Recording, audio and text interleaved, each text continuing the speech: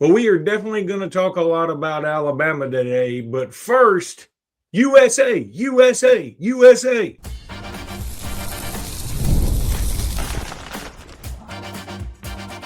You are Locked On Bama, your daily podcast on the Alabama Crimson Tide, part of the Locked On Podcast Network, your team every day.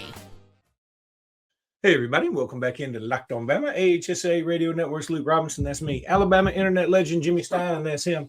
This episode is brought to you by Mazda. We'll talk about Mazda in just a little bit. I want to thank you every day for being with us every day because you help make Locked On the number one sports podcast network there is. And you guys are the best. So, yeah, the U.S. team just then, we delayed this, just defeated Canada for the gold medal in hockey. It was the most hockey Jimmy has watched all year. You watched the whole game. It's the most hockey I've watched all year. I watched the overtime. So, you watch a minute and a half. It was really cool, though. I enjoyed it. I couldn't watch a whole game of it, but I could watch just a little bit. I enjoy hockey, actually. I mean, I know every time I do watch it, I'm like, man, I kind of enjoy watching this, but there's just so much room I have in my life to add an additional thing. Yeah, I can't. It's too much, right? I mean, with college basketball was good yesterday, and there's always recruiting, and then baseball has been good for Alabama, and softball too, and gymnastics even. So yeah, I'm like, hey, Olympics, y'all just gonna have to take like sixth place right now. By the way, I'm not going to reveal the answer just yet, but I got this shirt a while back. Do you have any idea where this shirt? What movie this shirt's from? It's not on Golden Pond. Oh God, that was a while back. No. It looks really familiar. It's very familiar. I kind of want to give people time to see if they can figure it out, but it's actually from Goodfellas, and it is when Joe Pesci they go to his mom's house. They just killed Billy Batts, and they're like, "Oh, we got to chop him up." So they want to borrow a cleaver, and they're like, "The animal got one of his feet, the hoofs," and they were telling her that's why they need a knife. And she said, "Did you know I'm a painter?" And she brought out this painting and held it up, and everybody was like, "Oh yeah." And Joe Pesci said, "I love it. You got one dog going this way, one dog going that way, and this guy's going, what do you want from me?" So I've always loved that. All right, so roster ranking. Let's start there. 2 newcomers today in the roster ranking, which is a sign of the times. When 2 guys are your 16th and 15th best players on the roster right now that haven't been on the team, that is very telling about the times we live in. Also telling that Alabama's transfer class, portal class, was underrated. Yeah. One of our big things here that we talked about is how the transfer portal rankings are. Don't pay attention to any of it. It's not done well at all. And I'm not taking a shot at Rivals on 3 or 24/7 or ESPN or whoever's doing it. It's just an impossible task, because think about how hard it is to rank the high school class. That takes over a year. It takes literally 2 years to rank the high school classes correctly as they can. The transfer portal kid has more kids in it, and you got to do it in 2 weeks. It's just impossible to rank the transfer portal correctly and accurately. And as a result, I think Alabama's class was really underranked, though not great, but really underranked. And I think today's kids that we're going to discuss are some of the reasons why. These are 2, I think, immediate starters. One is, as we are now 15 days out from the start of spring practice, just 2 weeks from tomorrow, Caleb Woodson from Virginia Tech and Noah Rogers from NC State, 2 players from the ACC, I think will be immediate starters, or at worst, immediately in playing with the first team. Caleb from Virginia Tech is an inside linebacker. He has a great chance to start, not certain, but a great chance to start. Has a background as a DB, so he's got some pass coverage skills, but grew to 6'3", 230 pounds, and is now a normal-sized inside linebacker. Team captain after his sophomore year. Sophomore year at Virginia Tech was fantastic. He had the world was his oyster after his sophomore year. He led the team in tackles, was voted team captain, was going to be first team preseason all ACC, and then got a DUI. Some other things I think kind of went sideways for him. The coach stripped him of his captaincy. Then the season started, and as we all know, Virginia Tech had a disastrous season on top of what was going on with Caleb. So Caleb's season was a bit disappointing. It wasn't as good as it was his sophomore year. Virginia Tech season was bad. He hopped in the portal. Alabama was looking for an experienced leader, and I think they found it in this guy. Sure, he had a couple things go wrong, but let's not wipe out all he'd accomplished to that point. Being elected team captain after your sophomore year, that's not normal stuff. So Caleb Woodson has a great chance to come in and win a starting spot at Alabama this spring. You want to talk about Caleb before we move on to Noah? Well, I think it's also impressive. We flipped Caleb Woodson from Georgia, I assume, because as soon as you mentioned DUI, I was like, he had to have been committed to Georgia at one point. Right? Georgia wanted him. Georgia gets I think they get more reckless drivings than DUIs, but they do get DUIs. It's all in the same neighborhood. It is. They're like, Kirby, we really want you to evaluate this linebacker. He's 6'3", 230, had 106 tackles at his school last year, 2 pass deflections, 2 arrests. Both times he was going over 162 miles an hour. Kirby's like, yeah, we got to get him. This is our guy. This is our guy.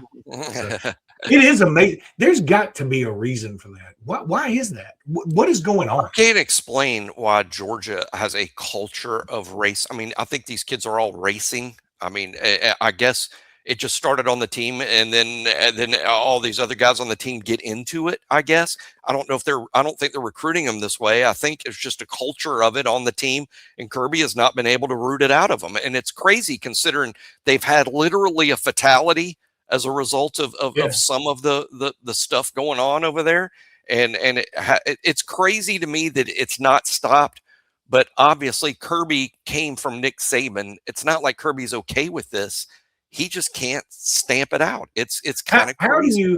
How do you have on one side Darren Peterson, this incredible talent who takes himself out of games for load management as a freshman in college, and you have Georgia guys that are like, caution into the wind, we're gonna try to do things to get ourselves hurt off the field? It didn't make sense. All right, well, let's go on to Noah Neither Rogers. one of those things makes sense to me. I know there's got to be a happy medium in there for everybody. Yeah. So Noah Rogers. Noah Rogers, I have him ranked one spot ahead of Caleb Woodson. Interesting player in the sense Noah was like a 5-star out of high school. Big deal. Signed with Ohio State. And I can't stress enough how big a deal it is that Ohio State deemed him worthy as a high school receiver. Ohio State, when Carnell Tate is drafted in the first round in April, that will be 5 consecutive years of Ohio State putting a receiver in round 1. I mean, they're to say they are wide receiver U is an understatement. Alabama had it going on pretty good for a while, but I mean, Ohio State is clearly wide receiver U right now, and they took Noah Rogers out of high school. So he was a big-time high school prospect. Went out to Ohio State, didn't get on the field, so he's like, I'm leaving. I'm going back home. I'm not going to play here, or I didn't play year 1.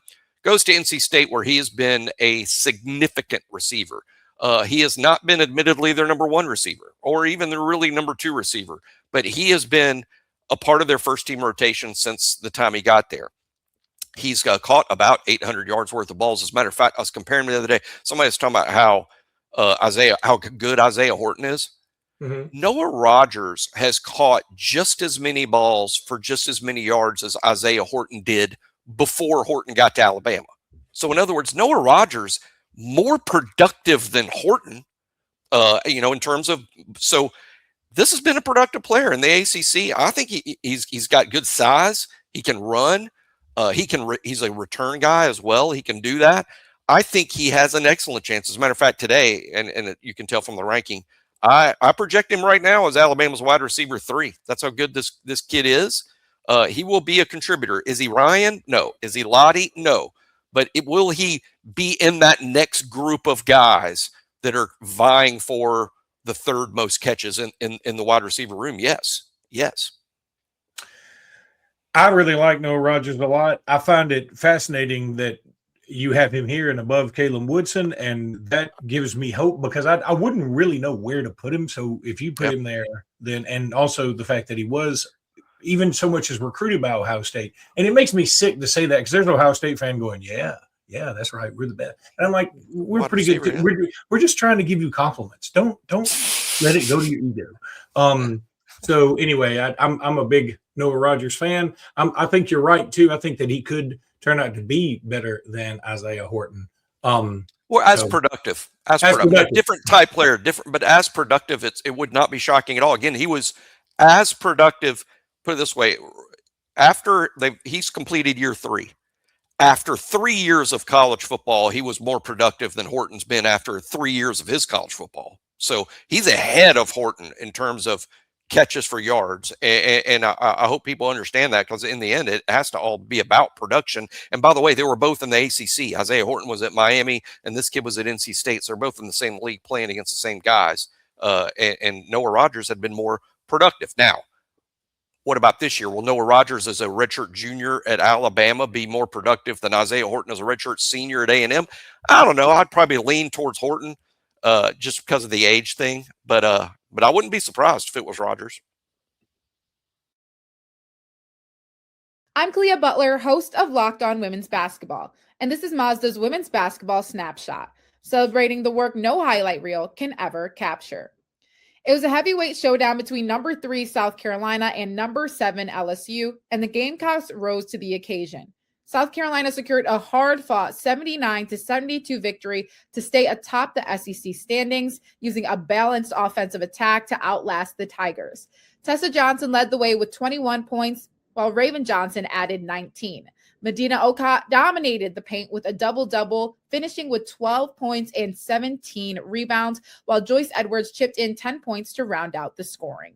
With the statement win, the Gamecocks now turn their attention to a road matchup at number 23 Alabama on Thursday. These moments are earned off the clock, those long before the lights ever come on. The sweat, the fakes, the doubt, the scrapes, and coming back for more every time. Mazda puts that same drive into every detail. Wins define the moment, putting in the work, that defines you. There's more to a Mazda because there's more to you. I'm Clea Butler, host of Locked On.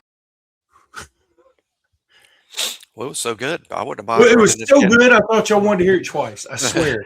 And it was good. And it does remind me that in 45 minutes from now, as we tape this, Alabama women will play Florida's women's basketball team. And they need to win. They need to kind of stop the bleeding a little bit. Yeah. I mean, we'll talk about them in a minute, but let's talk about the men's team. So last night, watched the game with a buddy over at the house, and it was a wild game. You know, it's kind of frustrating at first. We just couldn't seem to get it going. And I want to say we had 18 points with like 8 minutes to go.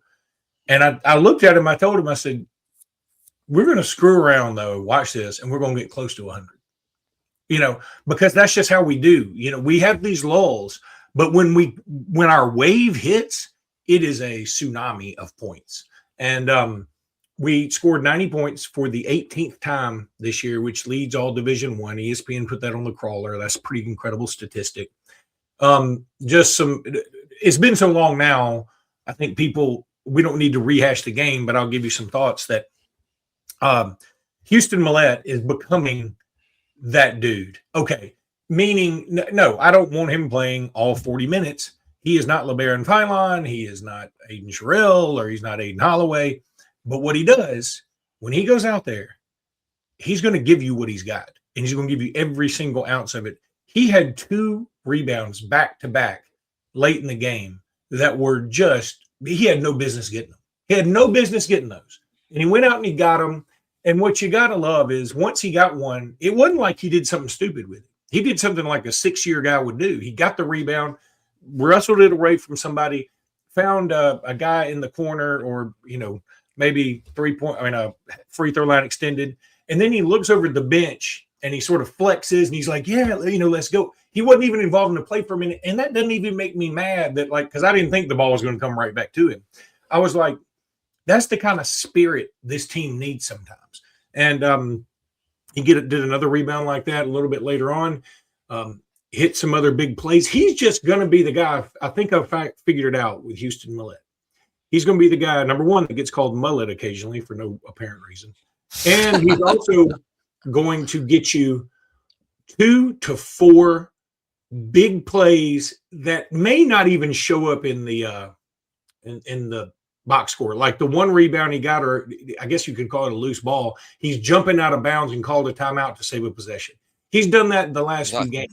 Yeah. He's got a knack for time and place and what needs to happen. And some of our guys don't. I mean, I go back to, I love Latrell Wrightsell, but go back to the Arkansas game. There was a time in the Arkansas game we got a big offensive rebound, throw it over to Wrightsell. The shot clock had restarted. I don't think he knew it.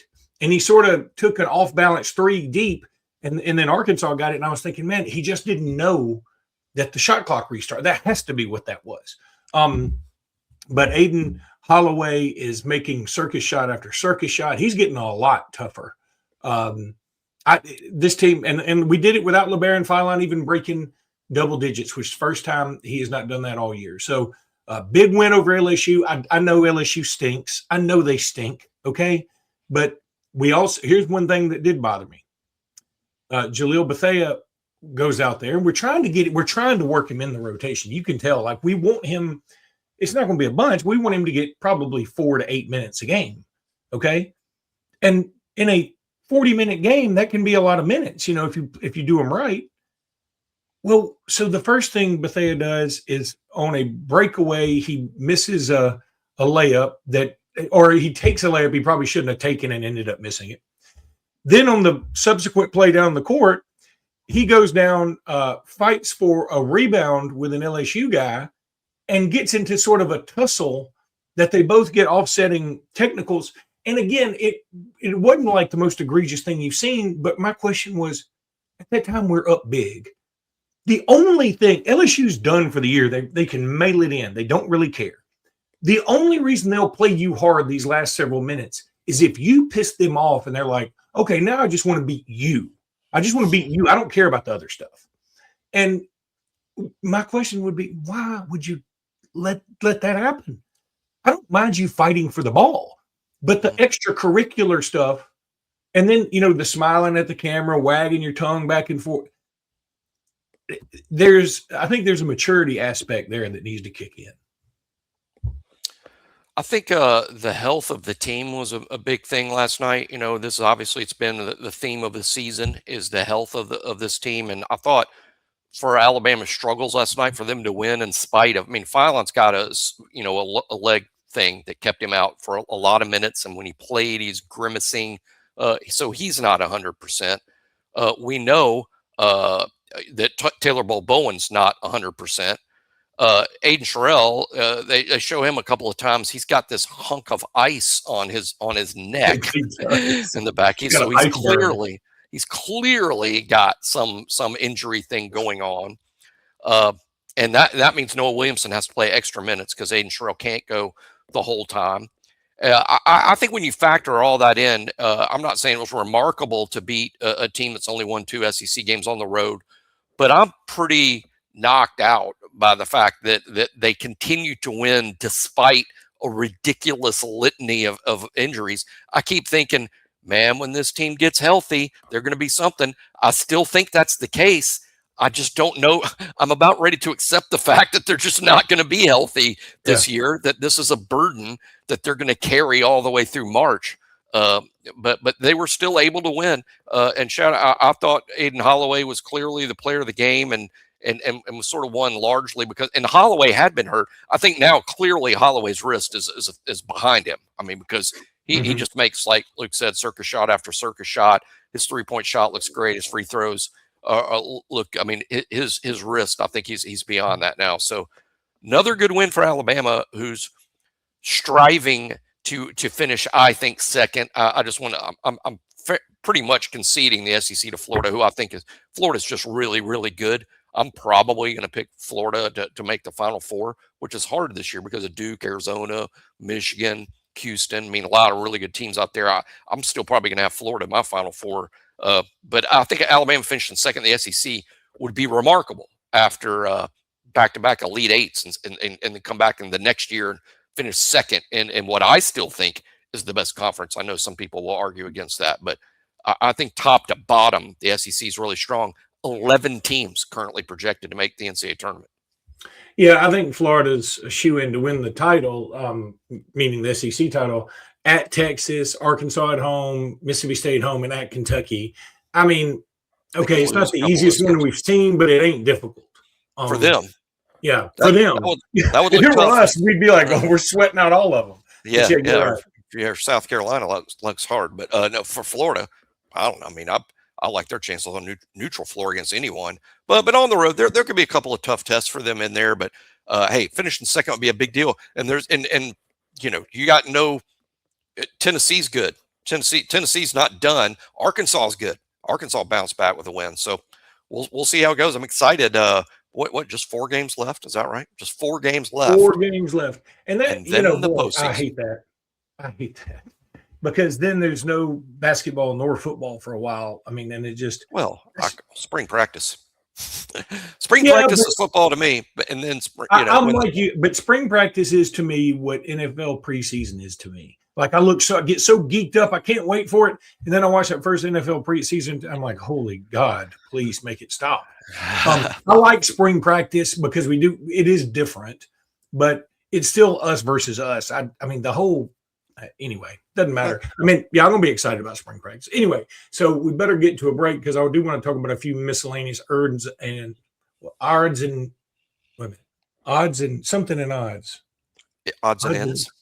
ends. God, why'd I lose that? I was sitting there going odds and evens. It's not odds.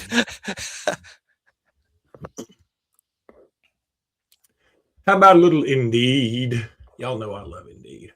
Workplace chaos, deadlines stacking up, inbox overflowing, throat clogging up, and the one position you have to fill still sitting open. When the pressure's on, you need the right hire. This is a job for Indeed sponsored jobs. Indeed sponsored jobs helps you reach the people who actually fit what you're looking for: skills, experience, and location. So you're not just hoping the right candidate stumbles across your post. You know it's going to. And here's a stat that says it all. In the minute I've been talking to you, companies like yours made 27 hires on Indeed, according to Indeed data worldwide. So if you're hiring, spend less time researching and more time interviewing candidates who check all your boxes with Indeed sponsored jobs. Just go to Indeed.com/podcast because you know what? Listeners, this show will get $75 sponsored job credit to help get your job the premium status it deserves at Indeed.com/podcast. Go there right now and support our show by saying you heard them on Locked On Bama. Indeed.com/podcast. Terms and conditions apply because they apply to everything. Then there's FanDuel. We've always loved FanDuel. Should make Jimmy read this one occasionally, but it's his guarantee. Ever wanted to experience the NBA Finals live and in person? FanDuel is giving you the chance to turn that dream into a reality with the NBA sweepstakes. Here's how it works. Use your profit boost on any NBA future, and you'll automatically be entered for a shot to win an NBA Finals trip for 2. That's right, flights, tickets, the whole experience. If you're already looking at the board and thinking about which team can make a deep run, this is the perfect time to lock it in. I love futures this time of year, whether it's picking a team to win the championship or grab a conference title. It adds that extra layer of excitement for every game down the stretch. And now, not only can you pick cash, but you could send yourself to the NBA Finals. Visit FanDuel.com to get started. Use your profit boost on NBA futures and get entered for your chance to win a trip to the NBA Finals. Play your game with FanDuel, the official sports betting partner of Jimmy. The NBA. That is, he once again has passed. Nailed it.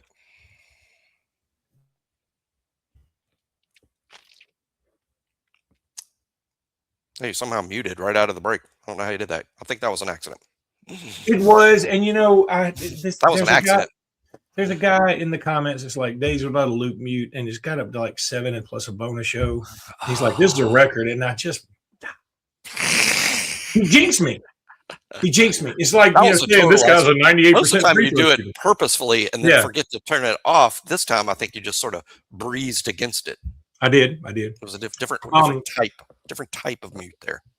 Couple odd and end things. First of all, Joey Aguilar apparently will not be able to play for the Tennessee Vols. Now, never say never in this day and age. I'm still not giving up on Charles Bediako right yet. But right now, Joey Aguilar can't play for the Vols. So what does that mean, and what does it mean for Bama? Well, number one, obviously we play Tennessee in Tennessee this year. They have George McIntyre, who Alabama went after hard and heavy. and didn't get him. But I mean, I think we ended up okay quarterback wise. And they also had that Brandon Faison, who is a lot of people think the number one quarterback from last year, and that's great. They got two talented dudes. But they're in even a more precarious position than Bama when people say, you got Austin Mack, you got Keelan Russell, you got Chet Tamala, but very little experience. They have some experience. McIntyre and especially Faison have little to none. Mm-hmm. So yeah. I mean, I would say they're in a similar situation, Alabama quarterback, in the sense that Faison and Keelan Russell were about ranked nearly the same as prospects. McIntyre, also very elite 5-star type quarterback, but just no experience. So I would say their situation is quite similar to Alabama's. I mean, I guess you won't really know until the games start. For instance, 1 year ago, if you were ranking the SEC quarterbacks 1 year ago, the SEC looked pretty deep with good quarterbacks, and a guy that was near the bottom of every list that was put out there was Ty Simpson. Now he's about to be QB2 in the NFL draft. So you don't really know until the games start, but yeah, Alabama, inexperienced quarterback could be a major thing. I'm going to talk about in an upcoming segment, an upcoming show about Alabama's position in so far as making the playoff. And it concerns me that I really think that there's 6 other teams in the SEC that look like very potential playoff teams. Alabama is the only one amongst them that has inexperienced a quarterback. The others all have an experienced quarterback. For instance, quickly, Arch Manning returning at Texas, Gunnar Stockton returning at Georgia, Marcel Reed returning at A&M, Mateer returning at Oklahoma. LSU doesn't return a quarterback, but Sam Leavitt has played extensively. Trinidad Chambliss returning to Ole Miss. Those are the 6 teams, I think, competing with Alabama for a playoff spot. Alabama's got an experienced quarterback, and that should it's exciting because I think Keelan or Austin could be really good, but B, when you see Alabama not in playoff projections, there's a reason why right there. The good news and bad news is we play 3 of them. The good news that we play 3 of them is that, well, we have an opportunity to beat some of those guys and really get the half point over them, get the tiebreaker over them, when it comes down to it. But the bad news game, biggest game of the year, in my opinion. I know everybody's going to say Georgia. To me, it's not. To me, it's Texas A&M at home. That game could determine a playoff spot. No, I agree totally. I think you got to win that. And then Georgia could lose to Alabama, Luke, and still be in. Oh, 100%. I don't know that A&M could lose to Alabama and still be in, and I don't know that Alabama could lose to A&M and be in either. I mean, I think that's a critical game for them. Assuming that's not their only loss for each one, right.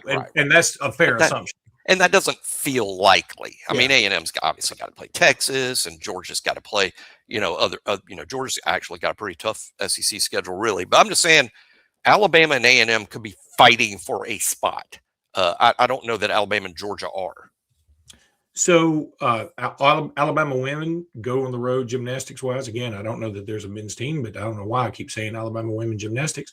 Gymnastics team goes to Auburn and wins, which was nice. The softball team continues to roll roughshards over people. They beat Florida State, who was ranked ahead of them twice this weekend. Baseball team gets the sweep. At Florida State. At Florida State. Baseball 13-1 over 2 games. Baseball gets a sweep over Rhode Island, which they should do. But it's good. Let's go ahead and do it. So things are coming along pretty nicely, and the women play Florida today. A couple more things that I wanted to, first of all, and he may be watching this show today. I don't know. And if he is, he'll tell me about it. We have an employee at our office who's out in our shop, and I went out there to go look at something that was going on with the fountain that we're working on. And he said, are you on YouTube? And I said, yeah. And like some of the other guys, they already do about it. Yeah, he's famous, like joking. And he said, Locked on Bama? And I said, yeah. He said, I knew you looked just like him. I said, because I am him. And he said, well, yeah, but on Locked on Bama, you look a little pudgier. He said that. And I said, man. Cameron's 15 pounds. I was like, yeah. That's what I tell people. How many cameras are on you? But I just thought it was a bold move. I liked it. I mean, he was like very honest. Pudgy. You look pudgy on TV. I mean, but I was like, do I look better now? He's like, yeah. And I said, well, just I'll be here. Whenever you see me looking fat on camera, come in my office and I'll stand up. And we'll see. I mean, I'm still kind of fat, but not. I mean, I wouldn't call myself. They did this. Let me tell you, I was so happy the other day. They came by for a life insurance thing and like measured me and weighed me and all that stuff, took blood samples and whatever else. And she said, "How tall are you?" I said 6'5". And so she said, "Well, let me confirm." She said, "I've got you at 6'6". I was like, "I'm still growing. This is great." You may make it to the G League yet. Then she said, she said, "How much do you weigh?" I said 245. She said, "I got you at 253."